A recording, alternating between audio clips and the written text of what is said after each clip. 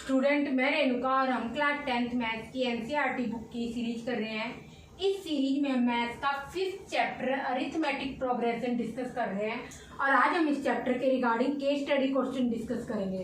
तो आज का हमारा फर्स्ट क्वेश्चन है यहाँ पर, cable car at hill station are one of the major tourist attraction on a hill station. The length of the cable car ride from base point to the topmost point on the hill is 5000 meter. The distance of first pole from the base point is 200 meter and the distance of last pole from the top point is 300 meter. And subsequent poles are installed at equal interval of 150 meter to spot this cable car. तो आपको question find करना है, find the distance of 10th pole from base and second question है distance between 15th and 25th pole. तो यहाँ पर आपको cable car के बारे में दे रखा है। हिल स्टेशन पर जब भी आप हिल स्टेशन पर जाते हो तो वहां पर क्या होती है, केबल कार आप यूज करते हो। तो यहाँ पर क्या है, बेस पॉइंट से टॉप मोस्ट पॉइंट तक ये केबल कार के लिए वायर कनेक्ट की गई है। ये वायर है और इन पे केबल कार चल रही है। ये सारी की सारी केबल कार है और इन केबल कार को और वायर को सपोर्ट करने के लिए यहाँ पर पोल्स इंस्टॉल किए गए हैं, अदरवाइज ये टूट जाएगी वायर। तो ये फर्स्ट पोल है, ये सेकंड पोल है और ये डैश का मीनिंग है। इस टाइप से पोल चलते जा रहे हैं और ये लास्ट पोल है। पोल मीन्स खंबे लगाए हुए इन केबल कार को सपोर्ट करने के लिए। और बेस पॉइंट से फर्स्ट पोल तक की डिस्टेंस है 200 मीटर और टॉप पॉइंट से लास्ट पोल की डिस्टेंस है 300 मीटर। क्योंकि जो वायर है इसको कहीं ना कहीं कनेक्ट तो करेंगे, या जो भी ये है केबल कार जिनके ऊपर चल रही है। तो यहाँ पर बेस को ग्राउंड से कनेक्ट किया गया और टॉप मोस्ट पॉइंट है वो हिल स्टेशन पर, जो भी हिल पर जो भी पॉइंट है वो है। और टॉप पॉइंट की लास्ट पोल से डिस्टेंस है 300 मीटर, बेस पॉइंट की फर्स्ट पोल से डिस्टेंस है 200 मीटर। और कोई भी अगर आप 2 पोल्स लोगे तो उनके बीच की डिस्टेंस हमेशा 150 मीटर होगी, जो कि ये दे रखी है। तो आप यहाँ पर देखोगे जो पोल्स के बीच की डिस्टेंस है ये एक एपी फॉर्म करेगी और आपकी एपी होगी फर्स्ट पोल से। जब हम लेंगे तो आप देखोगे फर्स्ट पोल कितने डिस्टेंस पर है, 200 मीटर पर, तो 200। देन सेकंड क्या होगा, सेकंड पोल क्या होगा, कितने डिस्टेंस पर होगा, बेस पॉइंट से जब हम फाइंड कर रहे हैं तो 200 प्लस 150 350। और थर्ड पोल, क्योंकि कोई भी 2 पोल्स लोगे सब्सिक्वेंट पोल्स उनके बीच की डिस्टेंस क्या है 150 मीटर, तो 350 प्लस 150 कितना आ गया 500। ऐसे करके ये सारे के सारे पोल्स आ जाएंगे और एपी फॉर्म करेंगे। तो फर्स्ट क्वेश्चन है यहाँ पे आपको distance of 10th pole from base से 10th पोल निकालना है। तो इट मीन्स इस एपी की आपको 10th टर्म निकालनी है, क्योंकि जो हम फर्स्ट टर्म ले रहे हैं वो क्या है, बेस पॉइंट से तो काउंट कर रहे हैं फर्स्ट पोल की डिस्टेंस। तो कुल मिला के इस एपी की हमें 10th टर्म निकालनी है। तो एपी की कोई भी टर्म निकालने का जनरल फॉर्मूला होता है an is equal to a plus n minus 1d। A यहाँ पर होती है फर्स्ट टर्म इस एपी की फर्स्ट टर्म क्या होगी, अरिथमेटिक प्रोग्रेशन 200 जो पहले आ रही है। एन आपको कौन सी टर्म निकालनी है, 10th टर्म निकालनी है, तो एन की वैल्यू होगी 10। और डी क्या होता है, कोई भी 2 सब्सिक्वेंट या कोई भी 2 कंसेक्यूटिव टर्म्स होती है उनके बीच का डिफरेंस होता है। तो प्रीवियस टर्म को हमेशा नेक्स्ट टर्म को प्रीवियस टर्म से माइनस करना है। तो next term minus previous term क्या होगा, 500 माइनस 350 कितना होगा 150, आपका कॉमन डिफरेंस है। तो हमेशा 2 कंसेक्यूटिव टर्म्स का जो डिफरेंस होगा वो आपका कॉमन डिफरेंस होगा, इसको स्मॉल डी से डिनोट करते हैं। और हमेशा नेक्स्ट टर्म से प्रीवियस टर्म को माइनस करना है और जो कॉमन डिफरेंस है वो प्लस माइनस 0 कोई भी इंटीग्रल वैल्यू हो सकती है। तो आप यहाँ पर जहाँ पर भी n है वहाँ पर 10 पुट कर दोगे, a की जगह 200 और d की जगह 150 पुट करोगे। तो यहाँ पर 10th टर्म आपको निकालनी है। तो a 10 आ गया, a है 200 प्लस 10 माइनस 1 d है 150। तो ये आ जाएगा 200 प्लस 9 10 माइनस 1 9 इंटू 150 और ये आ जाएगा 200 और ये हो जाएगा 1350। और 1350 में जब आप 200 ऐड करोगे तो यहाँ पर आपके पास आंसर आ जाएगी 10th टर्म आ जाएगी 1550। तो ये आपके पास क्या आ जाएगी 10th पोल की बेस पॉइंट से डिस्टेंस आ जाएगी 1550 मीटर। ये आपके पास हो गया फर्स्ट क्वेश्चन। सेकंड क्वेश्चन है यहाँ पर आपका डिस्टेंस निकालनी है 15th पोल और 25th पोल। तो अगर आप बेस पॉइंट से 15th टर्म इस एपी की और 25th टर्म निकाल लो तो फिर उन दोनों टर्म्स को माइनस कर दोगे तो इन दोनों टर्म्स के या इन दोनों पोल्स के बीच की डिस्टेंस आ जाएगी। तो पहले 15th पोल निकालना है तो डिस्टेंस निकालनी, तो 15th टर्म निकालनी है इस एपी की। तो आप लिखोगे A15 A प्लस n की जगह इस फॉर्मूले में पुट करना है, n की जगह आप यहाँ पर क्या पुट करोगे, n is equal to 15 A plus 15 minus 1D it means 14D हो जाएगा। और ऐसे ही जब n की जगह 25th टर्म इस एपी की निकालनी है तो यहाँ पर आ जाएगा A25 और A प्लस A कम आता है, यहाँ पर रखोगे A प्लस 25 माइनस 1 24D आ जाएगा 24D। अब आपको 25th टर्म और 25th पोल और 15th पोल के बीच की डिस्टेंस निकालनी है। तो आप क्या करो, इक्वेशन 2 से इक्वेशन 1 को माइनस कर दो। इक्वेशन 2 क्या आपकी A प्लस 24D, इक्वेशन 1 क्या A plus 14D। Left side को लेफ्ट साइड से माइनस करोगे तो A25 माइनस A15 आ गया। और राइट साइड क्या है A प्लस 24D। पहले हमने क्या किया, 25th टर्म ली तो यहाँ पर लेफ्ट में भी 25th लिखी, राइट में भी 25th लिखी। देन माइनस 15th टर्म करी तो राइट में भी माइनस 15th टर्म करेंगे, माइनस का A14D। तो आप जब इसको सॉल्व करोगे तो आपके पास यहाँ पर आ जाएगा A25 minus A15 is equal to A से यहाँ पर कट जाएगा और ये आपके पास आ जाएगा 10D। D की वैल्यू है 150। तो कुल मिला के आपके पास 25th पोल और 15th पोल के जो बीच की डिस्टेंस है वो 1500 मीटर आ जाएगी। ये आपके पास क्या आ जाएगा, आपका फाइनल आंसर आ जाएगा इधर 1500 मीटर। और इसके लिए क्या था 1550 मीटर, ये आपके पास आंसर आ जाएगा। और टर्म की फॉर्म में लिखनी है तो मीटर मत लिखो, हमने ऊपर लिख दिया है। तो ये आपके पास आपका फाइनल आंसर आ जाएगा। कॉपी कर लो, फिर नेक्स्ट 2 क्वेश्चन देखते हैं इसी के।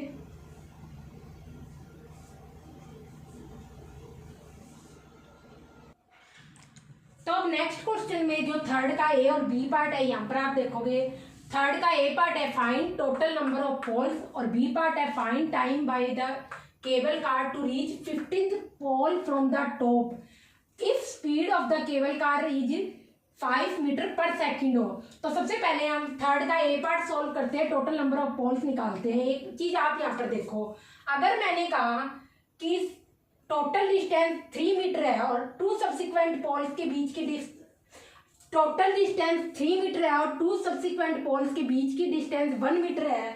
तो जैसे कि यहाँ पर होगा 1 2 3 पोल, ये फर्स्ट पोल है, ये सेकंड है, ये थर्ड है और ये फोर्थ है। तो आप देखोगे यहाँ पर कितनी डिस्टेंस है 2 सब्सिक्वेंट पोल की 1 मीटर और टोटल डिस्टेंस कितनी है 3 metre.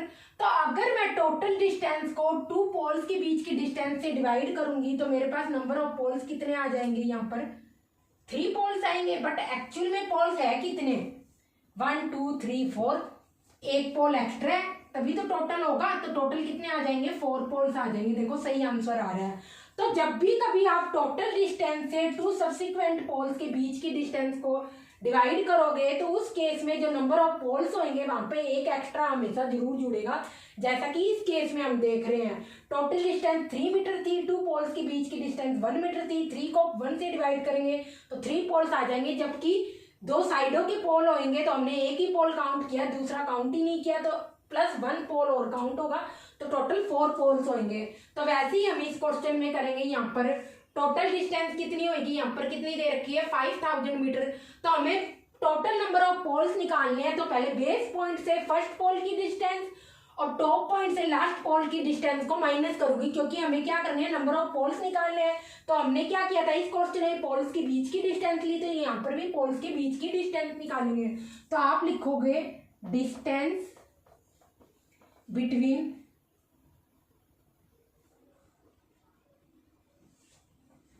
First pole and last पोल।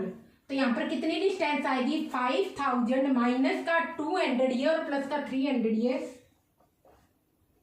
4500 आ जाएगी मीटर।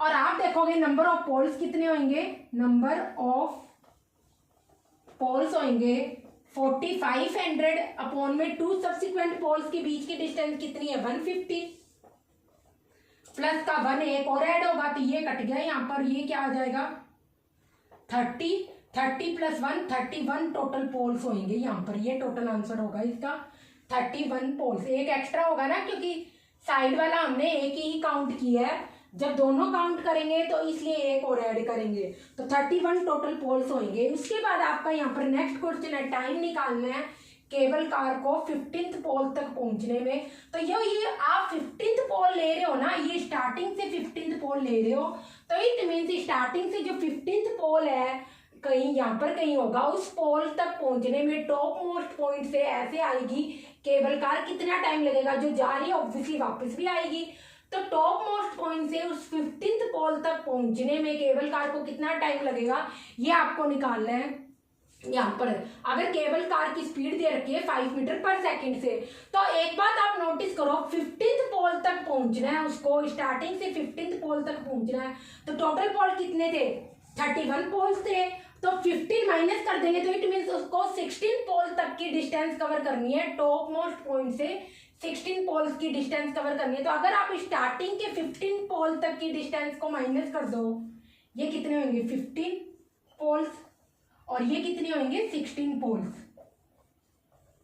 और आगे इसके टॉप मोस्ट पॉइंट भी है ना, तो ये बेस से इतने ही कर लो, अदरवाइज बेस से कर लो। बेस से 15 पोल तक की डिस्टेंस को अगर आप माइनस कर दो इस टोटल डिस्टेंस से, तो आपके पास क्या आ जाएगी 16 पोल की डिस्टेंस आ जाएगी और टॉप मोस्ट पॉइंट से। तो ऐसे ही आपको करना है। आप ये नेक्स्ट क्वेश्चन में यहां पर लिखोगे B distance from top to 15th pole, तो ये आपके पास आ जाएगी। पहले आप निकालोगे इसको कि 15th पोल तक की हमें टर्म निकालनी पड़ेगी, तभी हमें पता चलेगा कितनी डिस्टेंस यहाँ पर कवर हुई है। तो ये छोड़ दो यहाँ पर, पहले आप निकालो 15th टर्म निकालो जो हमने एपी जनरेट करी थी। एपी क्या थी 200 350 500 सो ऑन ये थी। तो A15 is equal to A plus n minus 1D, तो ये आ जाएगा A15, A क्या था 200 प्लस 14 इंटू 150, तो ये आ जाएगा 200 प्लस, और ये आ जाएगा 2300। तो इट मीन जो 15 पोल्स तक की डिस्टेंस है बेस पॉइंट से कितनी है 2300 मीटर है। अब अगर टोटल डिस्टेंस से 2300 मीटर को माइनस कर दूंगी तो मेरे पास क्या आ जाएगा 2700, और ये क्या होगी टॉप से 16 पोल तक की डिस्टेंस होगी टोटल। तो अब टोटल डिस्टेंस को अगर आप स्पीड से डिवाइड कर दोगे तो आपके पास क्या आ जाएगा टाइम आ जाएगा। सॉरी ये यहाँ पर कर लो नोट डाउन। ए क्या था A15, तो A plus n minus 1D उतार लो इसको, कोई बात नहीं। तो A15 is equal to 200 plus 14 into 150, और इसको फर्दर सोल्व करोगे तो आपके पास 2300 आ जाएगा। तो इसके बाद अब आप यहाँ पर देखोगे स्पीड टाइम निकालना आपको। टाइम इज इक्वल टू होता है डिस्टेंस अपॉन स्पीड। डिस्टेंस कितनी थी टॉप मोस्ट पॉइंट से 16 पोल तक, कुल मिला के स्टार्टिंग से 15th पोल पर आना है, तो कितने पोल्स आएंगे बीच में 16 पोल आएंगे, और प्लस टॉप की लास्ट पोल से डिस्टेंस भी काउंट होगी, वो कितनी होगी 2700 अपॉन में 5, ये आ जाएगा 540 सेकेंड्स आएंगे ये, क्योंकि आपकी स्पीड क्या दे रखी थी मीटर पर सेकंड में दे रखी थी, तो इसको मिनट्स में कन्वर्ट कर लो, तो यहाँ पर 60 से डिवाइड कर दो तो आपके पास क्या आ जाएगा 9 मिनट्स आ जाएंगे। ये फाइनल आंसर होगा 9 मिनट्स लगेंगे उसको टॉप से 15th पोल तक पहुंचने में, उसको लगेंगे 9 मिनट्स यहाँ पर लगेंगे टोटल। कॉपी कर लो, फिर नेक्स्ट क्वेश्चन देखते हैं इसके बाद।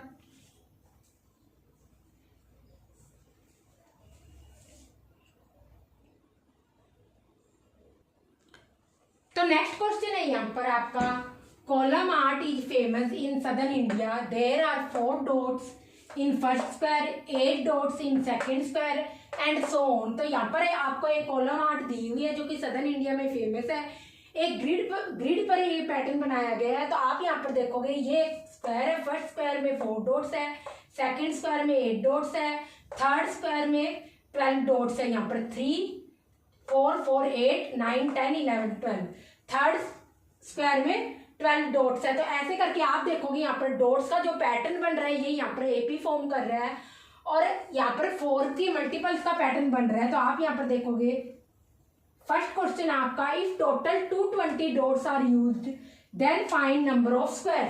तो आप देखोगे जितनी स्टेज यूज हुई है, फर्स्ट स्टेज में 1 स्क्वायर, सेकंड स्टेज में 1 स्क्वायर, थर्ड स्टेज में 1 स्क्वायर, तो जितनी स्टेजेज यूज हुई है इस पैटर्न को बनाने के लिए उतने ही नंबर ऑफ स्क्वायर्स होंगे। तो कुल मिलाकर अगर आप n की वैल्यू निकाल लोगे तो आपको स्क्वायर्स मिल जाएंगे कितने हैं। तो यहाँ पर आपकी जो एपी फॉर्म होगी 4 8 12 सो ऑन, इस टाइप से ये एपी बनेगी। तो कुल मिलाकर अगर आप देखोगे जनरल टर्म क्या हो जाएगी इस एपी की 4n।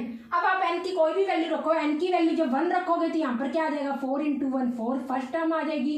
n की वैल्यू जब 2 रखोगे तो सेकंड टर्म क्या आ जाएगी 4 × 2 8, ये सेकंड टर्म आ गई। तो ये आपके पास क्या आ गई इस एपी की जनरल टर्म आ गई। अब आपको यहाँ पर 220 डॉट्स अगर यूज हो रहे हैं तो आप यहाँ पर देखोगे इस एपी का सबसे पहले फर्स्ट टर्म क्या है 4, कॉमन डिफरेंस कितने हैं 4, और sum of terms, sum of first N terms कितनी दे रखी है Sn = 220 और इस n की वैल्यू यहाँ पर आपको निकालनी है कि n की वैल्यू है क्या। तो ये होता है आपका सम ऑफ फर्स्ट एन टर्म्स। तो आपको हमेशा सम जितनी भी टर्म्स का निकालना है वो स्टार्टिंग से लेना है, स्टार्टिंग से 10 टर्म्स का सम, स्टार्टिंग से 20 टर्म्स का सम एपी में। रैंडमली आप बीच में से पिकअप नहीं कर सकते कोई भी टर्म, 3 4 टर्म्स, हमेशा स्टार्टिंग से नंबर ऑफ टर्म्स लेनी है और उन्हीं का सम आएगा। तो इसको हम Sn से डिनोट करते हैं। इसका मतलब सम ऑफ फर्स्ट एन टर्म्स का यहाँ पर सम दे रखा है 220 डॉट्स और यहाँ पर एन की वैल्यू आपको निकालनी है कि कितनी नंबर ऑफ टर्म्स है यहाँ पर या कितने स्क्वायर्स है। एक ही बात है क्योंकि जितनी टर्म्स होगी उतने ही स्क्वायर्स यूज होंगे। तो आप यहाँ पर देखोगे फॉर्मूला होता है इसका sum of first n terms of AP = Sn = n/2 2a + n-1d। Sum of first n term आपको दे रखी है 220, n/2 n की वैल्यू निकालनी है 2, a की वैल्यू है 4, n-1 और d की वैल्यू भी है 4। यहाँ पर 4 देखोगे आप दोनों में कॉमन है तो इसको बाहर निकाल लो, 220 n/2 × 4 और अंदर क्या रह गया, अगर ये दोनों 4 बाहर आ गए तो 2 + n-1। तो इसको जब सोल्व करोगे तो आपके पास यहाँ पर आ जाएगा 220, ये 2 कट जाएगा और इस 2 को इससे काट दोगे तो 110 आ जाएगा। तो यहाँ पर 110 लिख लो। तो ये क्या आ जाएगा इधर 110 = n+1 ये आ जाएगा। तो अब इसको फर्दर सोल्व करेंगे तो आपका बन जाएगा 110 = n² + n। ये क्वाड्रेटिक इक्वेशन होगी क्योंकि इसमें वेरिएबल n है और n की हाईएस्ट पावर 2 है तो ये क्वाड्रेटिक इक्वेशन होगी। अब ये इक्वेशन है तो जब भी आप इक्वेशन में टर्म्स की साइड चेंज करोगे तो हमेशा साइन चेंज होता है। 110 को जब आप लेफ्ट साइड से राइट साइड लेके जाओगे तो आपके पास आ जाएगा -110 = 0। तो आप क्या दोगे मैम, आप तो राइट साइड लेके जा रहे हैं तो आपको ऐसे लिखना चाहिए था 0 = n² + n -110। तो बात तो एक ही है ना, मैं क्या कहूँगी 0 के इक्वल क्या n² + n -110 या ये कहूँ n² + n -110, 0 के इक्वल बात एक ही है। तो जो भी वेरिएबल आपको निकालना होता है उसको हमेशा लेफ्ट साइड रखते हैं, इसलिए मैंने ऐसे लिखा है। बात एक ही है दोनों केस में। तो ये आपके पास क्वाड्रेटिक इक्वेशन है। अब इसको आप क्वाड्रेटिक फॉर्मूला या फैक्टराइजेशन किसी भी मेथड से सोल्व कर सकते हो, बट क्वाड्रेटिक फॉर्मूला बहुत टाइम टेकिंग होता है। तो आप तो ट्राई तो यही करो हमेशा फैक्टराइजेशन से यूज हो जाए, और फैक्टर्स आपको ना मिले तो उस केस में आप क्वाड्रेटिक फॉर्मूला भी सोल्व कर सकते हो, दोनों से आंसर सेम होगा। तो हम यहाँ पर फैक्टराइजेशन मेथड यूज कर रहे हैं और ये हम देखेंगे जो आपकी ये आपकी फर्स्ट टर्म है, ये आपकी मिडिल टर्म है, ये आपकी कांस्टेंट टर्म है 110। क्योंकि इसकी वैल्यू नहीं चेंज हो रही। 110 तो हमेशा 110 रहेगा। तो आप देखोगे कांस्टेंट टर्म 110 के साथ माइनस का साइन है, it means middle term plus n को इन टू टर्म्स में आप स्प्लिट करोगे। उन टू टर्म्स को जब आप माइनस करोगे, क्योंकि कांस्टेंट टर्म के साथ क्या है माइनस का 110, तो इट मीन्स मिडल टर्म उन टू टर्म्स को आपको माइनस करने पर प्लस का एन आना चाहिए, और मल्टीप्लीकेशन करने पर फर्स्ट और लास्ट टर्म का मल्टीप्लीकेशन आना चाहिए माइनस का 110 स्क्वायर। तो यहाँ पर आप देखोगे एन स्क्वायर प्लस का 11n माइनस का 10n माइनस का 110, ये कुल मिलाकर यही इक्वेशन है। जस्ट इसको चेंज किया, एन स्क्वायर सेम है, माइनस का 110 सेम है, और ये 11n से माइनस का 10n करोगे तो आपके पास प्लस का n ही आएगा। अब टू टर्म्स की पेयरिंग कर लो, इन टू टर्म्स की और इन टू टर्म्स की। इन टू टर्म्स में कॉमन n है, अंदर क्या रह गया n प्लस 11, यहाँ पर कॉमन क्या है माइनस का 10, अंदर क्या रह गया n plus 11 is equal to 0। तो आप यहाँ पर देखोगे पहले जो कॉमन है, ये दोनों ब्रैकेट में जो पार्ट है दोनों हमेशा सेम होने चाहिए। n प्लस 11 पहले लिख लो और बाद में रिमेनिंग पार्ट लिख लो। रिमेनिंग क्या है n माइनस 10, ये आपके पास रिमेनिंग है। अब इन दो एक्सप्रेशन की वैल्यू 0 कब होगी, या तो ये 0 into n minus 10 is equal to 0 होगा, या फिर ये 0 तो 0 इंटू, या फिर ये 0 तो n plus 11 into 0 is equal to 0 होगा। ये दोनों में से कोई भी एक अगर 0 के बराबर होगा तो आपके पास ये सारी एक्सप्रेशन क्या आ जाएगी 0 के बराबर। तो एक बार n प्लस 11 को 0 रख लो, n माइनस 11 आ गया, और एक बार n माइनस 10 को 0 के बराबर रख लो, n इज इक्वल। अब ऑब्वियसली कोई भी स्टेज है तो हम ऐसे तो नहीं बोलेंगे माइनस की 11 स्टेज है, स्टेज तो क्या होगी हमेशा पॉजिटिव होगी, हमेशा आगे ही बढ़ेगी। तो कोई भी यहाँ पर टर्म होगी वो हमेशा क्या होगी, हम ऐसे तो नहीं बोलेंगे कि माइनस की 3rd टर्म है, माइनस की 4th टर्म है। हम क्या बोलते हैं 11th टर्म है, 4th टर्म है, 5th टर्म है, हमेशा आगे ही पढ़ेंगे ना, 0 से पीछे तो जाएंगे नहीं। इसलिए n की वैल्यू माइनस 11 ये तो नेग्लेक्ट करेंगे, क्योंकि n की जो वैल्यू है हमेशा नेचुरल नंबर आनी चाहिए। कोई भी नेचुरल नंबर हो, जो नंबर ऑफ टर्म्स है हमेशा नेचुरल नंबर आएगी। अगर कोई रेशनल नंबर आई, इंटीजर आया, वो गलती होगा हमेशा। और यहाँ पर n is equal to 10 square इसका आंसर होगा करेक्ट, क्योंकि 10 स्टेजेज होगी तो 10 स्क्वायर, 10 टर्म्स होगी तो 10 स्क्वायर इसका आंसर आएगा। अब नेक्स्ट क्वेश्चन है कि अगर ये पॉसिबल है क्या complete number of squares n number of squares आपको मिले यूजिंग 100 डॉट्स। 100 डॉट्स को यूज करते हुए आपको क्या मिले n नंबर ऑफ स्क्वायर्स मिले। तो कुल मिलाकर n की वैल्यू आपके पास क्या आनी चाहिए, यहाँ पर n की वैल्यू यहाँ पर आपके पास ऑब्वियसली कोई ना कोई नेचुरल नंबर आनी चाहिए। तो हम इसी में पुट कर देते हैं सारी की सारी, n की ही तो वैल्यू निकालनी है।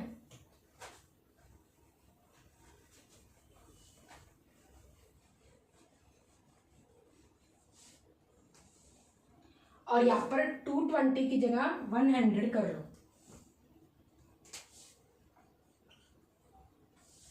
और ये सेकंड क्वेश्चन हो जाएगा। तो इसमें आप देखोगे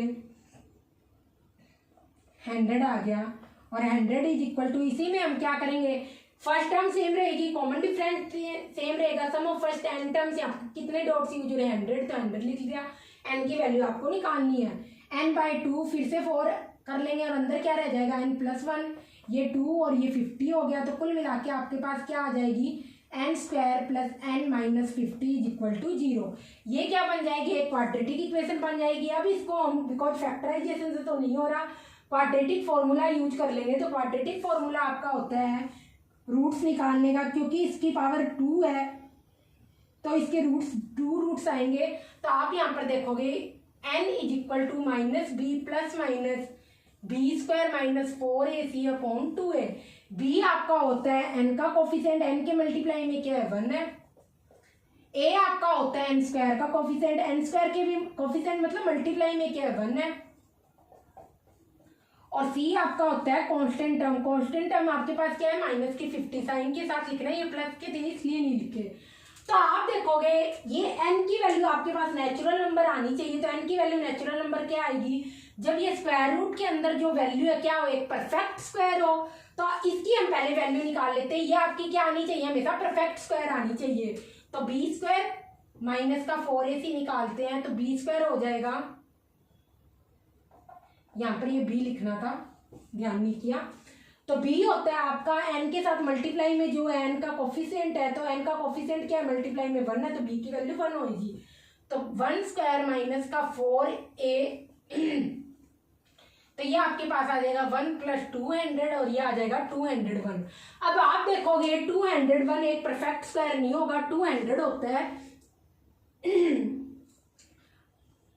तो 201 एक परफेक्ट स्क्वायर नहीं होगा, तो इसलिए ये यहाँ पर क्या नहीं होगा, यहाँ पर ये 201 इसका एक परफेक्ट स्क्वायर नहीं होगा, तो n की वैल्यू आपको क्या नहीं मिलेगी, यहाँ पर कोई भी नेचुरल नंबर नहीं मिलेगी। तो इसलिए आप यही लिखोगे because n is not a natural number, so it is not possible to find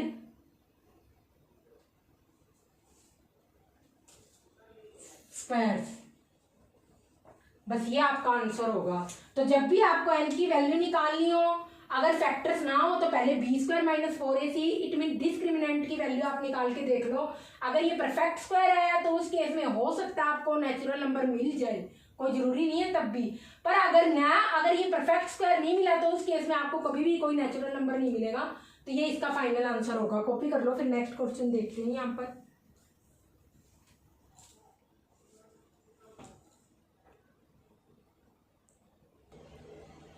तो नेक्स्ट क्वेश्चन है यहाँ पर आपका, in a potato race a bucket is placed at a starting point which is 5 meters from first potato. The other potatoes are arranged 3 meters apart in a straight line with total 10 potatoes.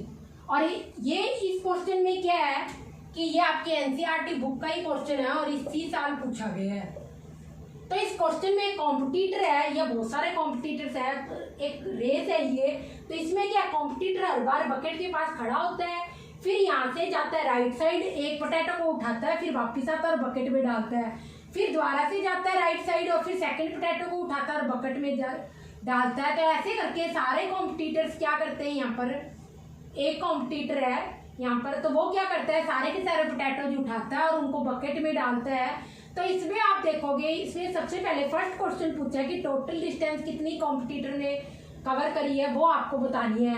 तो आप देखोगे जो first potato है bucket से 5 metre की distance पर है, जबकि अदर पोटैटो जो है कोई भी 2 सब्सिक्वेंट पोटैटो ले लो वो एक दूसरे से 3 मीटर की डिस्टेंस पर है।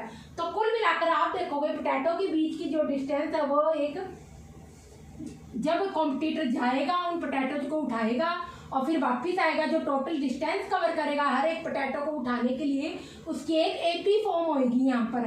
तो आप देखोगे पहले क्या है, कॉम्पिटिटर यहाँ पर खड़ा है, पहले वो इस पॉइंट तक जाएगा, 5 मीटर की डिस्टेंस कवर करेगा, पोटैटो को उठाएगा, फिर वापस आएगा बकेट में डालेगा। तो टोटल डिस्टेंस कितनी होगी 5 × 2, तो 5 × 2 टोटल डिस्टेंस होगी फर्स्ट पोटैटो को बकेट में डालने की।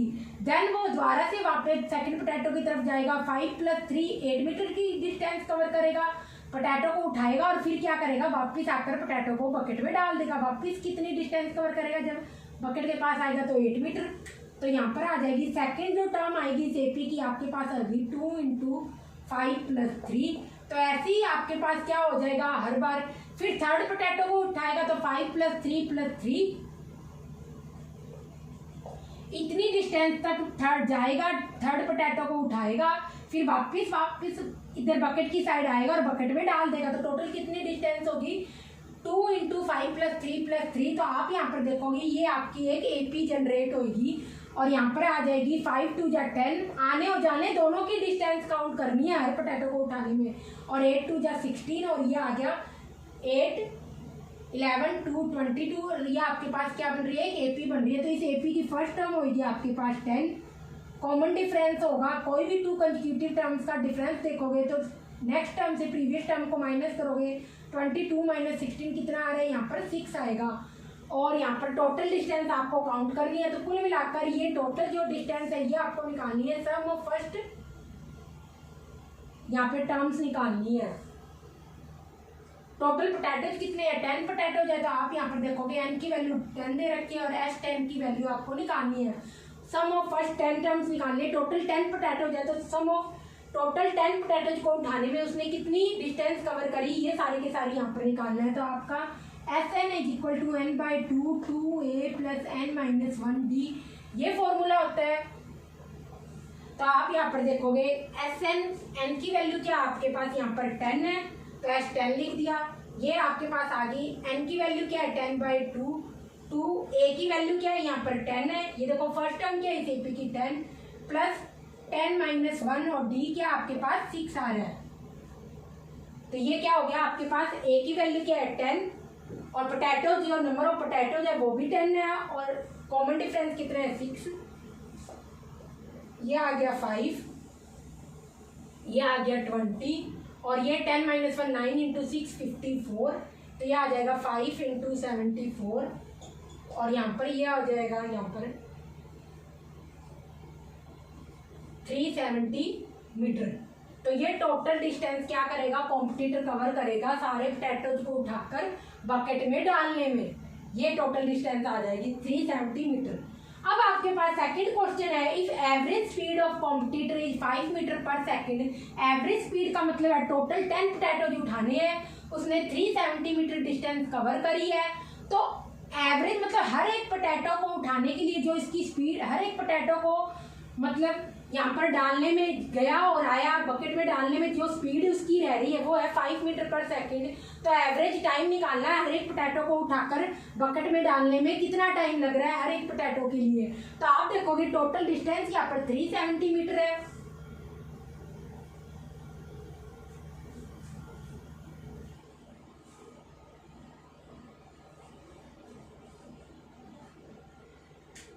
तो आपके पास होता है टाइम इज इक्वल टू, अभी हमने देखा था डिस्टेंस अपॉन स्पीड। डिस्टेंस कितनी हमने अभी निकाली है 370, स्पीड कितनी दे रखी है 5। तो ये आ जाएगी आपकी 74 टाइम सेकंड्स में है ना, ये 5 मीटर पर सेकंड है तो सेकंड्स आ जाएंगे, 74 सेकंड आएगा। तो इट मीन्स हर एक पोटैटो को उठाकर डालने में यहाँ पर इसको कितना टाइम लगेगा 74 सेकंड्स लगेंगे। इसका मीनिंग ये है 74 सेकंड्स इसका फाइनल आंसर होगा। कॉपी कर लो, हर एक पोटैटो को, टोटल टाइम नहीं है ये इतना टाइम लगेगा, हर एक पोटैटो को उठा के इस बकेट में डालने में एवरेज इतना टाइम लगेगा 74 सेकंड्स के अराउंड। कॉपी कर लो, फिर नेक्स्ट क्वेश्चन देखते हैं इसके बाद।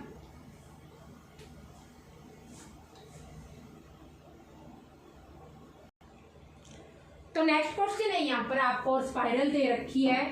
2025 में ये क्वेश्चन पूछा था और ये क्वेश्चन आपकी एनसीईआरटी बुक का ही है ये। तो आप यहाँ पर देखोगे the spiral is made up of successive semi circles at centres with alternatively at A and B. इसका मतलब है आपके पास ये स्पाइरल्स ऐसे फॉर्म हो रही है, ये L1 L2 L3 L4। ये क्या है, एक सेमी सर्कल जो बन रहा है इसका सेंटर क्या है ए है और जो ये नीचे सेमी सर्कल बन रहा है ये वाला इसका सेंटर है बी। तो ऑल्टरनेटिवली सर्कल का सेंटर्स का मतलब पहले वाले का ए है, दूसरे का बी है, फिर सी है, डी है, इस टाइप से आगे सेंटर्स बनते जाएंगे। और यहाँ पर इनकी रेडियस दे रखी है इन स्पाइरल्स की, इन्हें स्पाइरल्स बोलेंगे जो ये सेमी सर्कल्स है।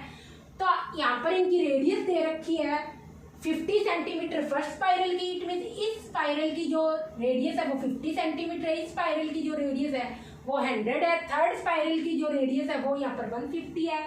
और ऐसे करके फर्दर सो ऑन आपके पास एपी जनरेट हो रही है इन स्पाइरल की रेडियस की।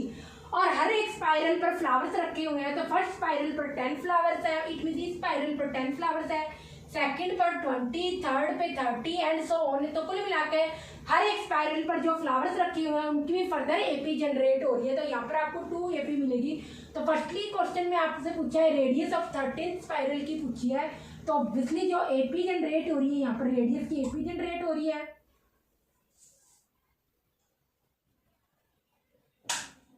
तो ये आपके पास यहाँ पर होगी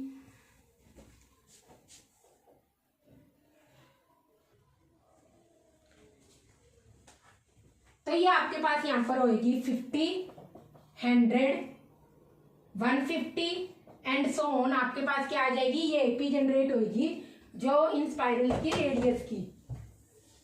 तो आपको जनरल टर्म निकालने की एपी का फॉर्मूला होता है a + n - 1d is equal to. तो आपको n की वैल्यू यहाँ पर 13 स्पाइरल की रेडियस निकालनी है। तो n की वैल्यू 13 है, a 13, a की वैल्यू क्या है यहाँ पर फर्स्ट टर्म क्या है इस एपी की 50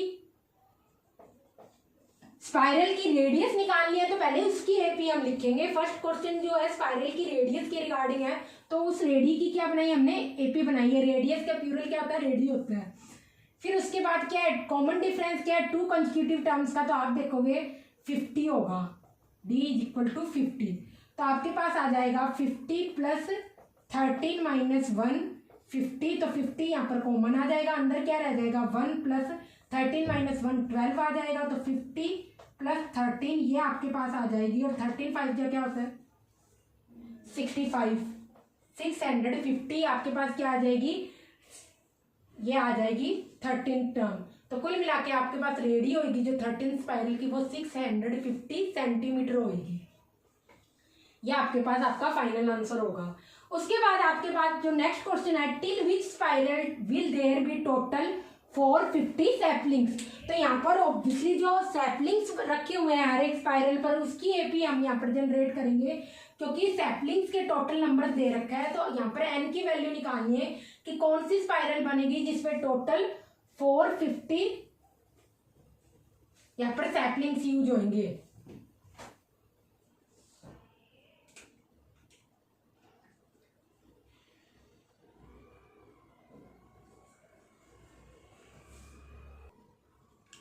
तो यहाँ पर आपको जो टोटल सैपलिंग्स यूज हुए हैं स्पाइरल्स के अंदर 450 यूज हुए हैं, और किस स्पाइरल तक ये टोटल सैपलिंग्स इतने यूज हुए हैं ये आपको बताना है। तो सेकंड क्वेश्चन का जो आंसर होगा, पहले सैपलिंग्स की एपी बना लो, 10 20 30 40 ऐसे करके सो ऑन।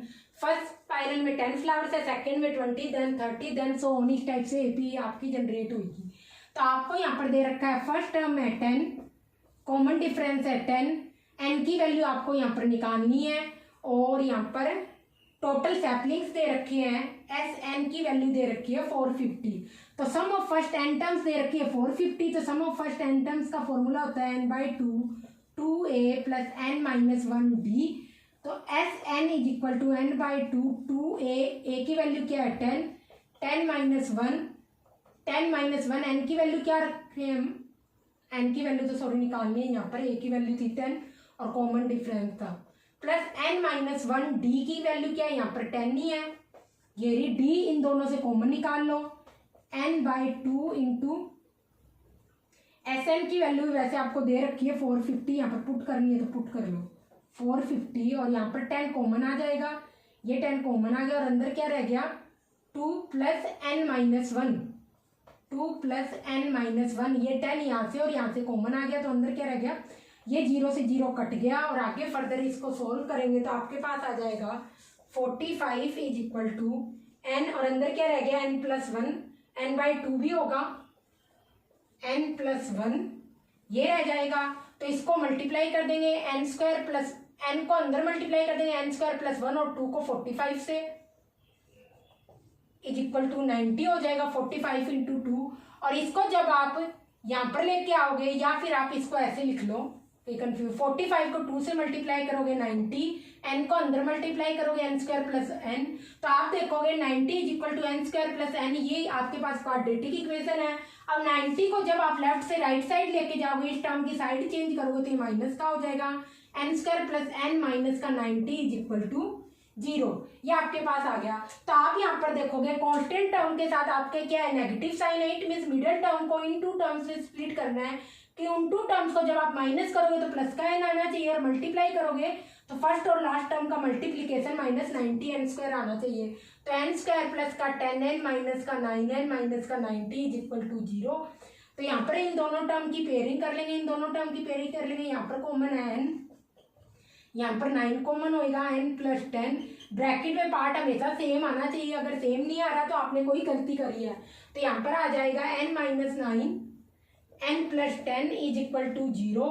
तो या तो n minus 9 is equal to 0 होगा, तब ये एक्सप्रेशन 0 के बराबर होगी, या फिर n plus 10 is equal to 0 होगा, तो यहाँ पर माइनस 10 आ जाएगा। ऑब्वियसली नंबर ऑफ टर्म्स है वो तो कभी नेगेटिव आ नहीं सकती, नेचुरल नंबर आना चाहिए, तो n इज इक्वल टू 9 इसका करेक्ट आंसर होगा। इट मीन्स आपने बोला था till which spiral, 9th spiral तक कितने सैपलिंग्स यूज हो जाएंगे 450, तो 9th स्पाइरल तक 450 सैपलिंग्स यूज हो जाएंगे, यहाँ पर ये टोटल आंसर होगा। कॉपी कर लो, फिर आज का लास्ट क्वेश्चन हम देखते हैं।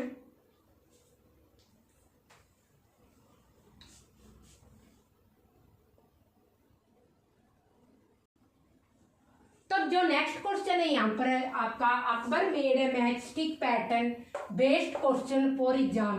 तो एक matchstick pattern based question exam में दिया है अकबर ने यहाँ पर, और यहाँ पर आप देखोगे ये फिगर 1 है, इसमें एक स्क्वायर बन रहा है और यहाँ पर मैच स्टिक्स कितनी यूज हुई है 1 2 3 4, 4 मैच स्टिक्स यूज हुई है और स्क्वायर कितने हैं 1 है। तो आप यहाँ पर लिख लो स्क्वायर आपके पास है यहाँ पर 1 और मैच स्टिक्स यूज हुई है, या स्टिक्स ही लिख लो डायरेक्टली 4 यूज हुई है। उसके बाद आप नेक्स्ट क्वेश्चन में यहाँ पर देखोगे स्क्वायर कितने हैं 5 और जबकि स्टिक्स कितनी यूज हुई है 4, ये होगी 3 3, ये कितनी होगी 4 3 7 3 10 और ये 13 और 16 स्टिक्स यूज हुई है।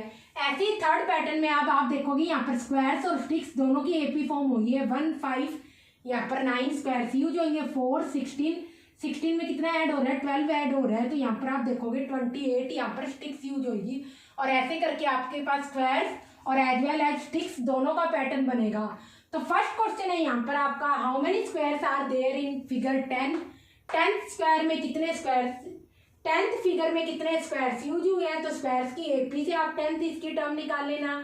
फिर आपको नंबर ऑफ स्टिक्स भी बतानी है 10th फिगर में, स्टिक्स की एपी से यहाँ पर आप 10th टर्म में कितनी स्टिक्स यूज हुई है वो निकाल लेना। ये फर्स्ट क्वेश्चन आपका होमवर्क है, आपको खुद सोल्व करना है। नेक्स्ट क्वेश्चन है आपका यहाँ पर if 88 sticks are used to make mth figure तो फाइंड m। तो ये हम यहाँ पर सोल्व कर लेते हैं। 88 स्टिक्स यूज हुई है mth फिगर को बनाने में, तो पहले स्टिक का क्वेश्चन है तो स्टिक की एपी लिखेंगे 4 16 28 सो ऑन और a की वैल्यू है 4, कॉमन डिफरेंस है यहाँ पर 12 और यहाँ पर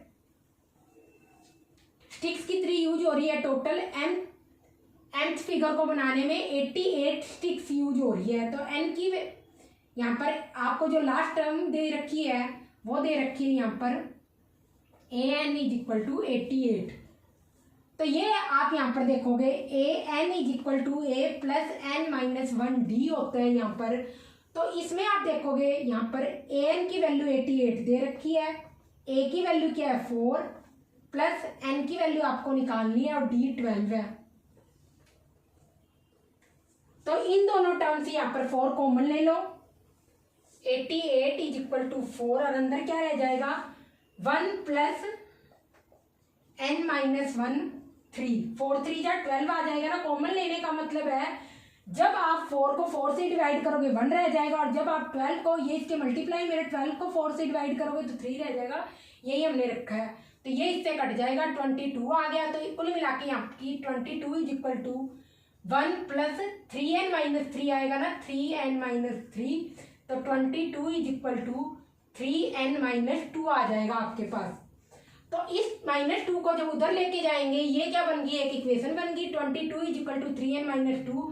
तो अब इस -2 को जब उधर की साइड राइट साइड लेके जाएंगे तो आपके पास आ जाएगा 22 प्लस 2 और ये आ जाएगा आपके पास 24 प्लस अपॉन 3, 8 इसकी वैल्यू आ जाएगी। इट मीन्स यहाँ पर m की वैल्यू क्या होगी, mth फिगर क्या होगा 8th फिगर होगा आपका, 8th फिगर होगा जिसमें 88 स्टिक्स यूज होगी। ये आपके पास फर्स्ट पार्ट का क्वेश्चन आ गया। अब how many squares are used in this figure, तो इस स्क्वायर में कितने फिगर यूज हुए हैं, इस फिगर में कितने स्क्वायर्स यूज हुए हैं, ये क्वेश्चन भी आपको यहाँ पर खुद सोल्व करना है क्योंकि m की वैल्यू तो हमने निकाल ही ली, यहाँ पर 8th फिगर था आपके पास। तो इसमें कितने स्क्वायर्स यूज हुए हैं, स्क्वायर्स में देख लेना कि क्या आंसर आएगा।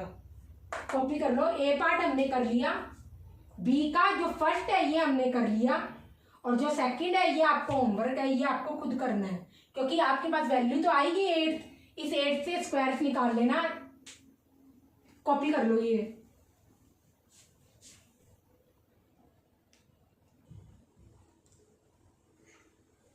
तो ये हमारा आज का लास्ट क्वेश्चन है और ये आपका होमवर्क है, ये केस स्टडी क्वेश्चन का, ये आपको खुद सॉल्व करना है, खुद ट्राई करना है। अगर सॉल्व हुआ तो अच्छी बात है, अगर नहीं हुआ तो नेक्स्ट लेक्चर में हम डिस्कस करेंगे कि ये क्वेश्चन कैसे होगा। तो ये हमारा आज का लास्ट क्वेश्चन है, ट्राई करना, बहुत अच्छा क्वेश्चन है, मे बी कमिंग एग्जाम्स में आपसे पूछ ले।